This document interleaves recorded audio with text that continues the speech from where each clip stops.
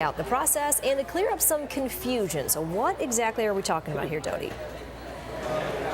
There's a lot of confusion, Michelle. I've cleared up some in my own head. I will try and keep things basic so the people at home are not confused by this. And Rich is here. He's going to clear up the majority of this stuff. Okay. We think of hard alcohol. Yeah. We think of vodka, whiskey, Jack Daniels, Stoli, things like that. Absolutely. And that was all we ever had in the U.S. until just a few years ago, correct? Yes, there were some laws that changed a few years ago that allowed some small producers to pop up, which is kind of where we are.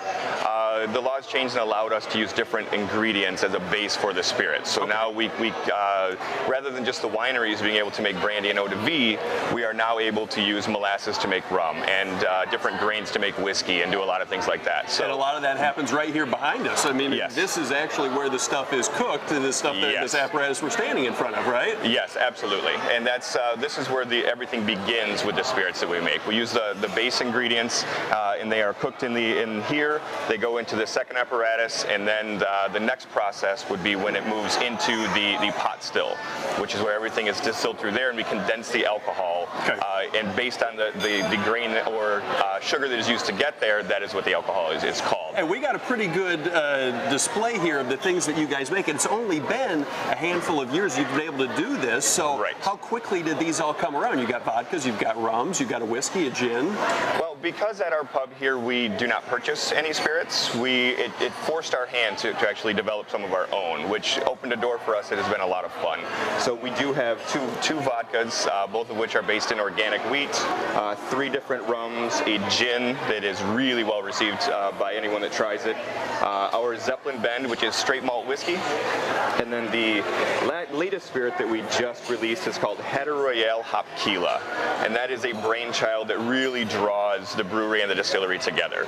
It is, I like to describe it as beer deconstructed. It is the same 4 ingredients used in beer, water, yeast, malted barley, and hops. And who's buying this? I know you're available all over. It seems to be places with younger people, correct? Yes. And this is more top shelf stuff, so it's not going to buy a bottle and taking it to the ball game. No, and it's much more enjoyable. You get a lot more flavor out of these. I'll use our gin, for example. It is not the typical London dry style that we're all used to, that big, heavy, piney gin. It has notes of citrus, some baking spices on the finish, some cinnamon, nutmeg, coriander, so it's much more complex. It's really blurring that wine into the taste profiles that we get with wine. It's not just a one-note spirit. We talked about the state of Michigan. It seems like every few months the number grows. I asked you if it was about 200.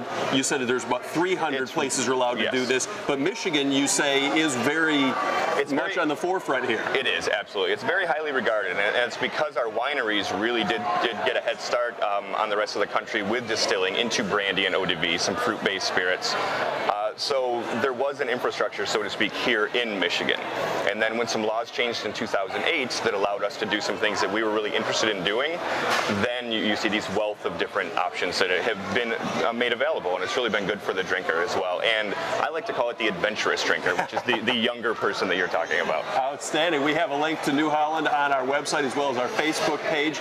He mentioned a little bit of the process. We come back later in the show, guys. We're going to walk you through more of the process and show you the best part of the whole tour, in my opinion, which is the room downstairs where everything is aged. And Doty, did you taste it?